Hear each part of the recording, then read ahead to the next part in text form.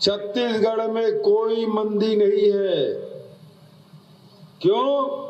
किसानों के खाते में 27,000 करोड़ रुपया गया। 3 साल में 91,000 करोड़ रुपया किसानों के, मजदूरों के खाते में पहुंचा है, आदिवासियों के खाते में पहुंचा है, दलितों के खातों में पहुंचा है। और इस कारण से जब जेब में पैसा रहेगा तो दुकान के सामान भी बिकेगी, बाजार में रौनक भी रहेगा और उद्योग के पहिए भी घूमेंगे। और उद्योग के पहिए घूमेंगे तो लोगों को रोजगार भी मिलेगा। तो मैं फिर से निवेदन करना चाहता हूं, जाति और धर्म के आधार पर वोट देंगे तो उनको कुर्सी मिलेगी, आपको कुछ नहीं मिलेगा।